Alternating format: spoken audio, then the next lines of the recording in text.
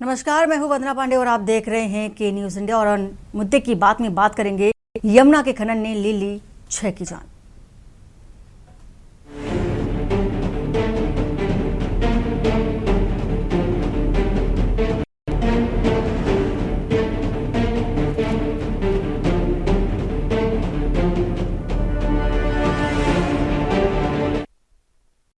आगरा के नगलानाथू क्षेत्र में यमुना नदी में खनन से बनी मौत की गड्ढों ने 3 सगी बहनों सहित 6 किशोरियों की जान ली।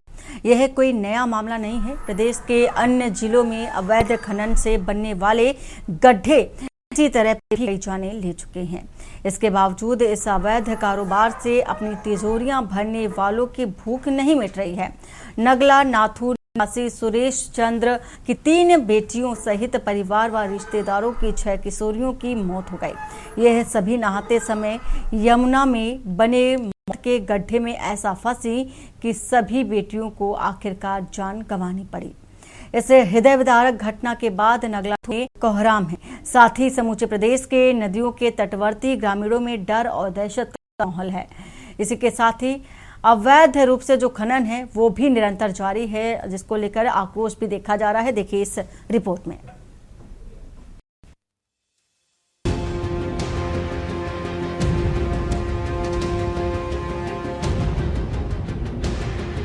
वैसे तो अवैध खनन कानूनी अपराध है, लेकिन अंधाधुंध विकास खनिज पदार्थों की डिमांड बढ़ा रहा है।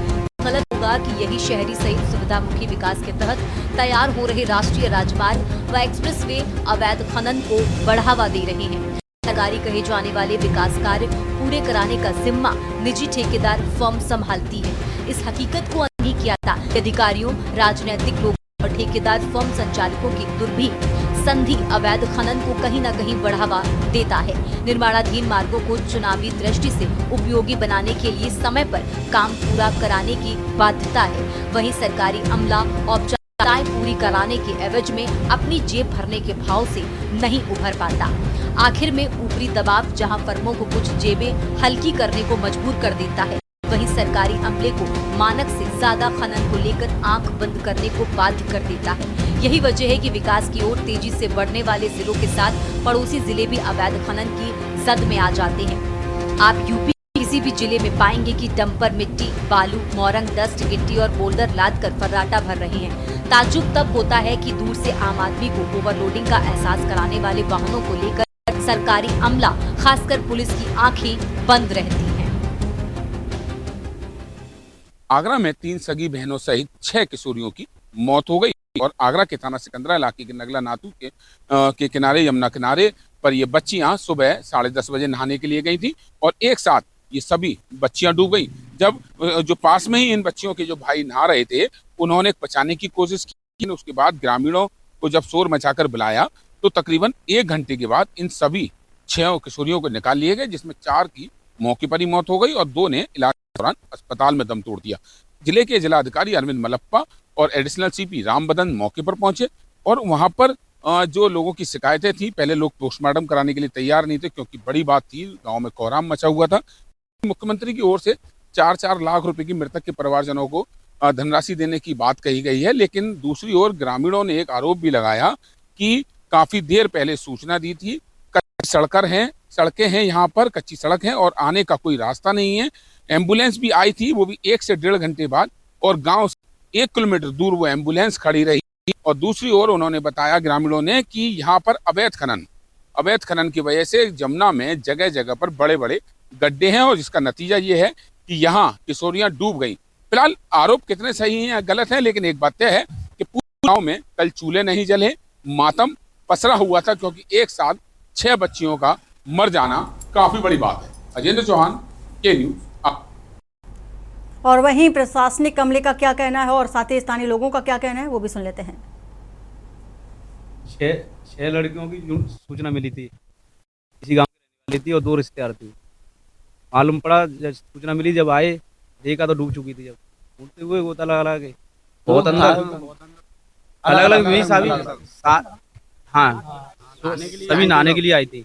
जब कुछ यहाँ पे थी, जब बताया जब आए थे, हम इस्टमें रामला आश्रम में फोन पहुंचाया था। महेंद्र नाम हमारा, रामला आश्रम फोन आ जाएगा, यहाँ पे 6 लड़की डूब चुकी पानी में, तुरंत भागा, पेट्रोल की कट्टी भाई उठाई, भारी तुरंत भाग के नहीं आया तो स्टीमर बोर्ड लेके आया पुलिस स्पीड में। यहाँ पे देखा तो 3 लड़की निकल चुकी, 3 बाकी थी। स्टीमर घुमा जाएगी, स्टीमर घुमाने से निकली थी और 2 वैसे निकली, 6 थी। ये कम से कम 10 बजे की।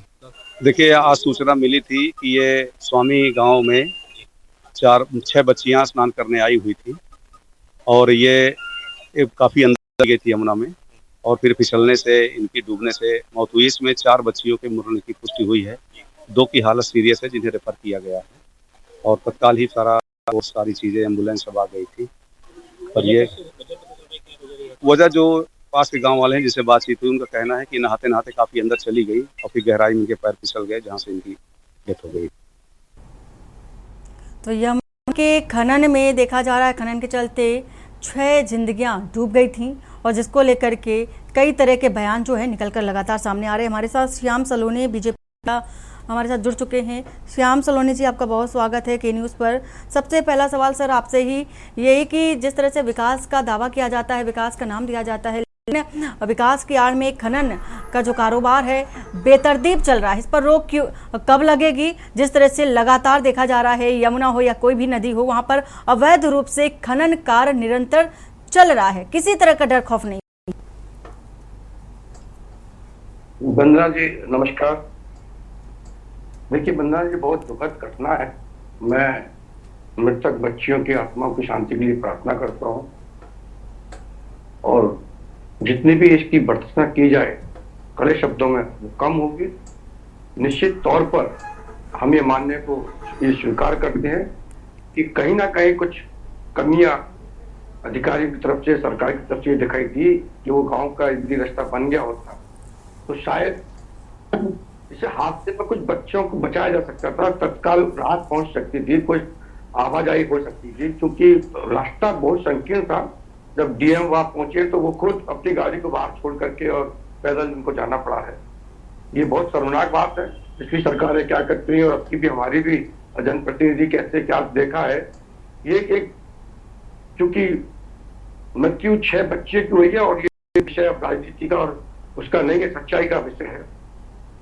लेकिन मैं धन्यवाद करता हूं कि हमारे सांसद जी का, आदरणीय एसपी सिंह बघेल जी का, और स्थानीय हमारे विधायक जी का, जो तत्काल मौके पर पहुंचे और मृतक परिजनों को, जो बच्चियां हैं, उनको 4-4 लाख रुपए का मुख्यमंत्री राहत कोष का चेक भी दिया है। बच्चों के परिजन नहीं चाहते थे कि पोस्टमार्टम हो, वो किसी पर कोई आरोप नहीं लगा रहे थे, लेकिन फिर भी हमारे नगर आयुक्त ने उनको समझाया, अंकित खंडेलवाल जी ने, कि पोस्टमार्टम कराइए जिससे आगे भी आपको राहत मिल सके और इन बच्चों का भी भविष्य जो अभी है बचाना है। सर, 4-4 लाख का मुआवजा दे देने से जिंदगी तो वापस नहीं आ जाएगी। फिलहाल आपके पास लौटेंगे आनंद राय, सपा नेता भी हमारे साथ जुड़ चुके हैं, साथ ही अजेंद्र चौहान हमारे संवाददाता आगरा से जुड़ चुके हैं। सबसे पहले अजेंद्र, आपके पास आते हुए, अजेंद्र, जिस तरह से देखा जा रहा है कि लगातार जो पिछली बार भी यही देखा गया था कि अवैध खनन जो कारोबार है धड़ल्ले से चल रहा है। यमुना नदी की बात कर ले तो यमुना नदी में पिछली बार भी देखा गया था, कई जिंदगियां ऐसे ही समा गई थी, लेकिन इस बार फिर से वही मामला तरोताजा होता नजर आ रहा है। प्रशासनिक अमले ने अभी तक इस पर कार्रवाई क्या की है और अभी तक की जो की अपडेट है वो क्या है आपके पास? देखिए वंदना, जिस तरह से काल के गांव 6 बच्चियां एक साथ समा गई और उसमें 3 सगी बहनें थी। 3 सगी बहनें अपनी रिश्तेदारी में यहाँ पर आई थी, जो नगला नाथू गांव है, थाना सिकंदरा से महज 6 किलोमीटर की इसकी दूरी है। एक साथ ये लोग और सभी परिवार के लोग दिन पहले भी नहाने के लिए गए थे और इसी तरह से कल भी नहाने के लिए गए थे और नहाते नहाते पहले उन्होंने रील भी बनाई और मोबाइल साइड से रखा, जैसा कि उनके साथ के जो बच्चे भाई थे उन्होंने बताया कि उसके बाद ये यमुना में नहाने चली गई। अचानक कुछ ही सेकंड के अंदर आवाज आई बचाओ बचाओ, और उसके बाद ये सभी 6 किशोरियां उसमें डूब गई। हालांकि जो इन बच्चियों के जो भाई थे उन्होंने बचाने की कोशिश की, लेकिन वो छोटे थे। उन्होंने जब शोर मचाया तो तत्काल जो ग्रामीण थे उनकी मदद से उनको निकाला गया और वंदना तकरीबन 1 घंटे बाद इन सभी 6 किशोरियां थी उनको बाहर निकाला गया। 4 की मौके पर मौत हो गई, 2 को इलाज के लिए प्रभा हॉस्पिटल, पास में ही हॉस्पिटल है, वहां भेजा गया और जहां पर इलाज के दौरान इन दोनों ने भी दम तोड़ दिया। सबसे बड़ी बात यह है कि ये जो इस गांव का जो रास्ता है, इस गांव का रास्ता बिल्कुल कच्चा रास्ता है और दोनों ही तरफ कटीली झाड़ियां हैं बिल्कुल बना हुआ रास्ता नहीं है। और दूसरी ओर जो एम्बुलेंस थी, एम्बुलेंस 1 घंटे के बाद आई और 1 घंटे के बाद भी गांव से 1 किलोमीटर के बाहर खड़ी रही। तो विकास यहाँ कितना है, ये गांव ग्रामीणों ने बताया और तस्वीरें भी बता रही हैं। दूसरी ओर अजेंद्र, एम्बुलेंस पुलिस के वहां पहले क्यों खड़ी पुलिस के रही, इतनी लापरवाही आखिर क्यों, क्या कारण इसके पीछे की वजह है, वो क्या जान सकते हैं? और देखिए, ग्रामीणों की अलग अलग शिकायत थी। उन्होंने कहा कि यहाँ पर कच्चा रास्ता है, कोई आवागमन का साधन, गाड़ी आने का कोई रास्ता नहीं है। दूसरी ओर जो बच्चियां डूबी हैं, उनके परिवार के डालचंद ने बताया कि यहाँ पर कई वर्षों से यमुना का अवैध खनन यमुना में होता चला रहा है, जिसकी वजह से यहाँ पर बड़े बड़े गहरे गड्ढे यमुना में हो गए हैं और उसका पता पानी के ऊपर होता है, उसके चलते चल नहीं पाता है। नाराजगी ग्रामीणों में देखने के लिए मिली। अगर कारण की बात कर ली जाए तो ये जिम्मेदारी जिले के जिला प्रशासन की है, जो जनप्रतिनिधि हैं उनकी है, क्योंकि ऐसा नहीं है कि जो नाथू है यहाँ के वोटर नहीं होंगे, वोट यहाँ का भी डलता होगा।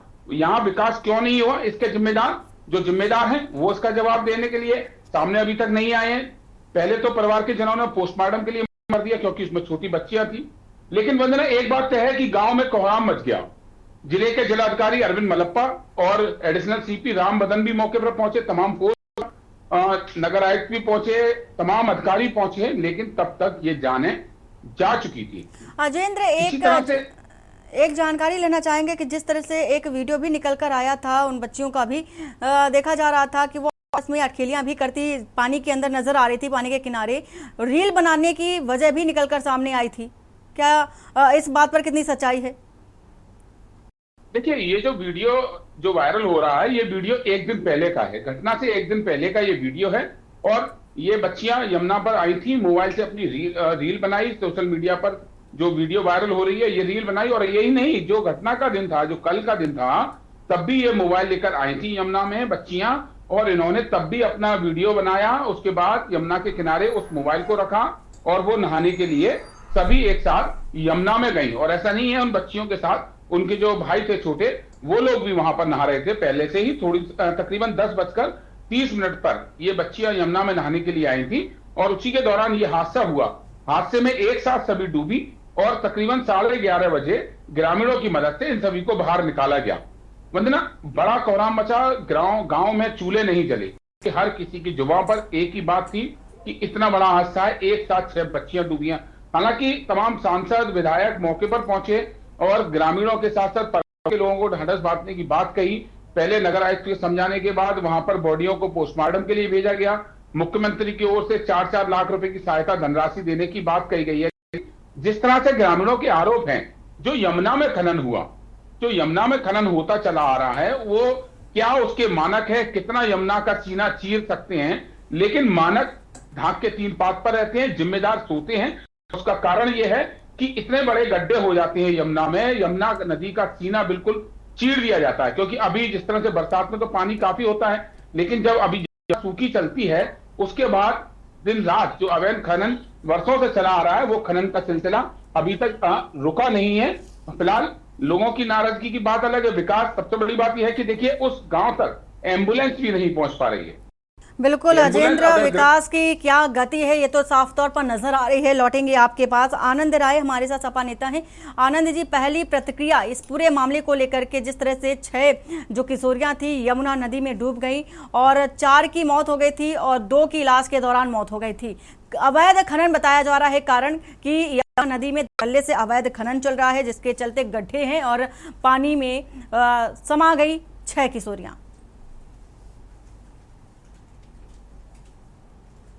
सर्वप्रथम मैं यही कहूं कि सरकार बस नारा देना जानती है। सरकार कहीं खनन रोक देंगे, अवैध खनन रोक देंगे, लेकिन कहीं ना कहीं सरकार के कर्मचारी जुड़े रहते हैं और ये हमारे बाबा मुख्यमंत्री नहीं समझ पाते हैं कि अधिकारी सही बोल रहे हैं कि झूठ बोल रहे हैं, और उन्हीं के बात को आंख बंद करके भरोसा करना हमारे बाबा मुख्यमंत्री जी कर रहे हैं। मैं बता दूं आपसे कि अवैध खनन जब से सरकार आई है, अवैध खनन बहुत तेजी से हो रहा है। जगह बिना टेंडर के खनन हो रहा है। हम लोग की सरकार में टेंडर होते थे, इस सरकार में ई टेंडर कराया इन्होंने, लेकिन उसका भी कोई प्रभाव नहीं है।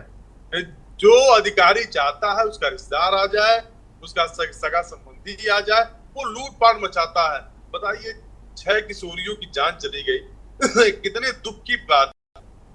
किसी परिवार का बच्चा चला जाए, लेकिन इस सरकार को किसी के जान से, किसी के रोजगार से कोई मतलब नहीं है। सोनी जी, ये गंभीर आरोप आप पर आपकी सरकार पर लगते नजर आ रहे हैं सपा नेता की ओर से, और साफ तौर पर यह भी देखा जा सकता है सर कि जहां पर विकास के इतने बड़े दावे किए जाते हैं लेकिन एम्बुलेंस तक वहां पर मौके पर नहीं पहुंच सकी। शायद अगर एम्बुलेंस मौके पर पहुंच जाती तो बच्चियों की जान बच भी सकती थी। देखिए वंदना जी, हमने पहले ही कहा कि बहुत अफसोस है, बच्चों की जान गई है। ये तो बेशरम लोग हैं, समाजवादी पार्टी के लोग हर मौत पर केवल राजनीति करते हैं। मालूम है क्या बेशरम होता है? क्या बेशरम होता है? क्या बेशरम होता है? जवाब आनंद राय जी, शब्दों का सही से चयन करिए प्लीज। ये कुत्ते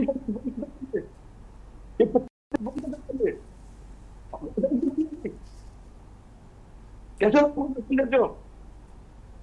मैं बेशरम हूँ? बताइए, बेशरम हूँ मैं? इस तरह आनंद राय जी, अभद्र और किसी तरह की कोई टीका टिप्पणी से कोई मतलब नहीं। यहाँ पर जो सवाल किया गया है श्याम सलोनी जी से, उनको वो जवाब देने दीजिए। सलोनी जी बेशरम कह रहे हैं, उनको रोकिए ना। बोल दिया गया है। किसने किया? बेशरम कहेंगे, श्याम सलोनी जी, आपसे सवाल किया गया है कि विकास की गति की बात की जाती है आपकी सरकार में, लेकिन विकास कहाँ है? 1 घंटे तक एम्बुलेंस से बाहर खड़ी रही, और अगर मौके पर पहुंच जाती, जो जिंदगियां मर गई हैं वो बच सकती थी। आप समाजवादी पार्टी को बेशरम बता रहे हैं। हमने किया, हमने कहा कि गलत हुआ। मैंने अपने पहले जवाब गलत हुआ, जो भी नहीं देखा। पिछली सरकार ने वर्तमान में हमारी सरकार है, हमने पहले कहा कि ये कहीं ना कहीं चूक हुई है। जो नहीं था, खड़े मारते वो भी जनप्रतिनिधि को चाहिए, जाके अधिकारियों को देखना चाहिए। मैं समझती हूँ, क्योंकि ये बहुत नहीं है। बच्चे डूब जाने बचाने के लिए आ नहीं पाएगा। ठीक है, एक शौक नए बच्चों में रील बना देगा, ये थोड़ी गलत परंपरा चली आ रही है, लेकिन उसके बाद भी सर सरकार किसकी है? सरकार किसकी है? जवाब किससे मांगा जाएगा? आप कह रहे हैं कि जिलाधिकारी से जाके जवाब मांगे, अधिकारियों से जाके जवाब मांगे, जनप्रतिनिधि से जवाब मांगे जाके, फिर सरकार क्या कर रही है? सरकार ने अभी तक एक्शन क्या लिया? मैं तो कह रहा हूँ जनप्रतिनिधि उनके क्षेत्र में अभी ये गांव में विकास क्यों नहीं हुआ? किसी दूसरी सरकार तो नहीं सोच सकती। बेटियां किसी की खत्म हुई है, ये कोई मजाक नहीं है। लेकिन ये बेशरम जाते हैं हमारे महाराज जी को, मुख्यमंत्री जी। सर, तो अभी जनप्रतिनिधि पर अभी तक क्या एक्शन लिया गया? कोई जवाब तलब किया गया है या नहीं? घटना के कई घंटे बीत चुके हैं, पूरा दिन बीत चुका है, दूसरा दिन भी आ चुका है।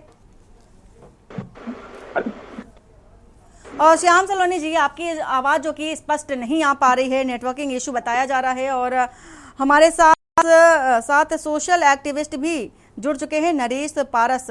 नरेश पारस जी, जिस तरह से देखा जा रहा है 6 जिंदगियां डूब गई थी यमुना नदी में, और आज उसको लेकर तरह तरह के जो बयानात है वो भी निकलकर आ रहे हैं।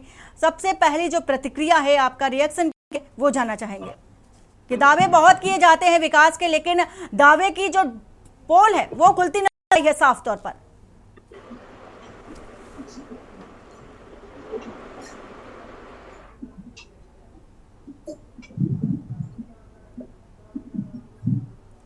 नरेश जी, आवाज पहुंच रही है आप? जी हाँ, अब आई आवाज। बिल्कुल सर, जी रिपीट करिए।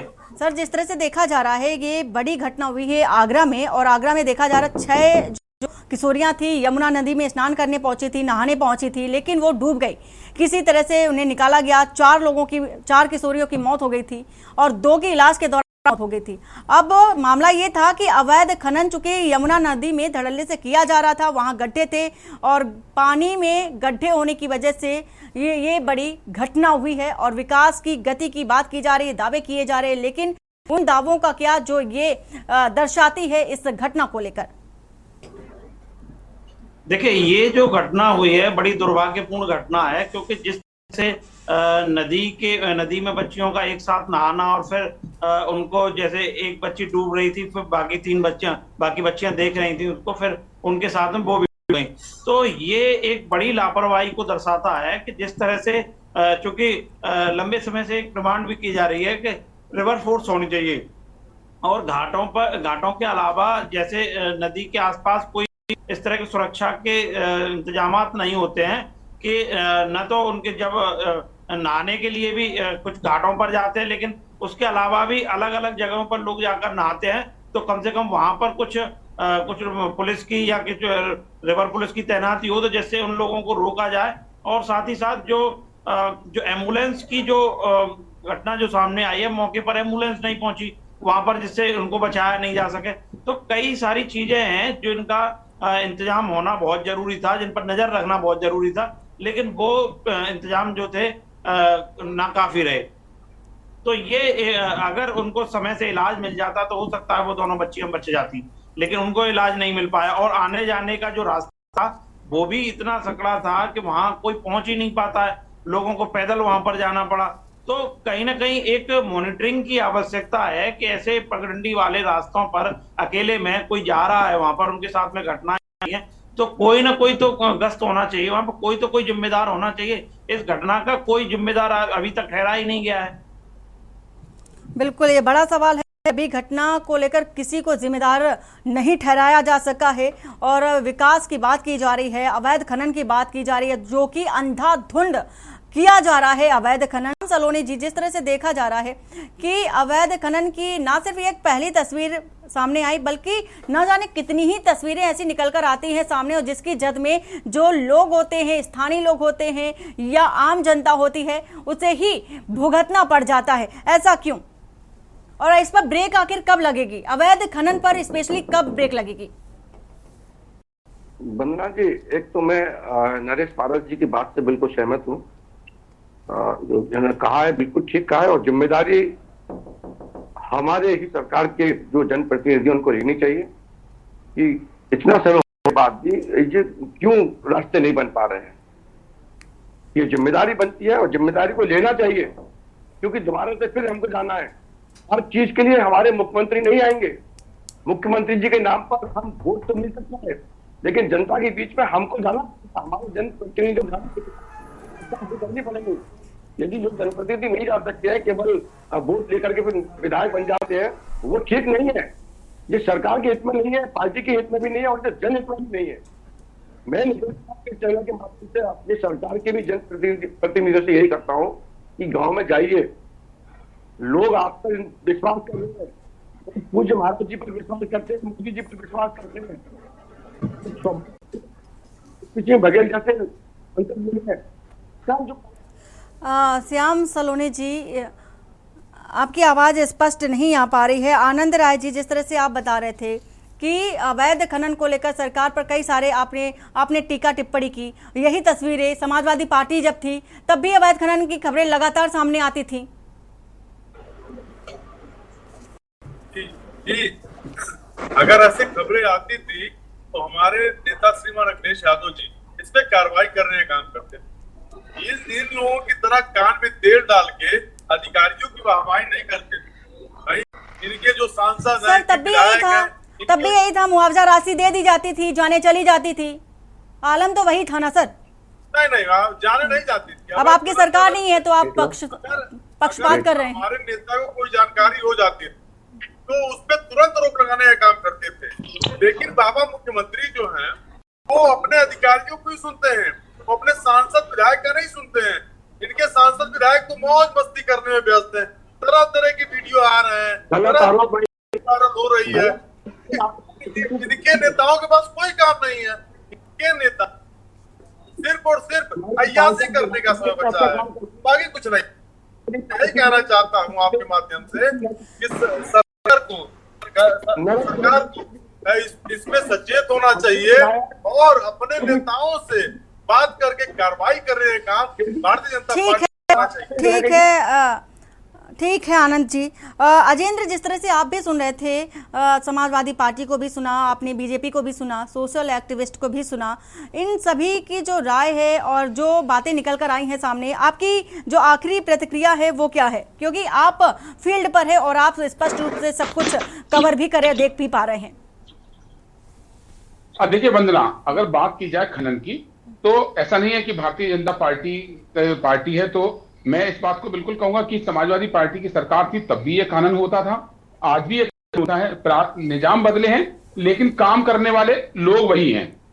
लगातार जिस तरह से ये हादसा हुआ, हादसा होने के बाद 6 जानें गई और जिस परिवार के लोग गए हैं, एक ही परिवार की 3 सगी बहन की मौत हो जाना, उसके बाद उसके रिश्तेदार, कुल मिलाकर 6 मौत हुई है। गांव में चूल्हे नहीं जले हैं, ये निंदनीय कहा जाएगा क्योंकि वर्षों से ये समझ चला आ रहा। और ये जो गांव है नगला नाथू, यहाँ के वोटर, यहाँ के जो ग्रामीण हैं वो वोट देते हैं, वो वोट वर्षों से देते चले आ रहे हैं। ऐसा नहीं है कि ये गांव 1 महीने पहले ही बसाया गया है, वर्षों से वोट देते चले आ रहे हैं। सरकारें तमाम बदलती रही, आती रही, जाती रही, लेकिन यहाँ पर विकास के नाम पर ढाक के 3 पात हैं। वोट जो यहाँ पर, जैसे कि हमारे जो साथी हैं, जो हमारे साथ समाज सेवी हैं, वरिष्ठ समाज सेवी नरेश पारस जी, इन्होंने कहा कि रिवर पुलिस की व्यवस्था होनी चाहिए।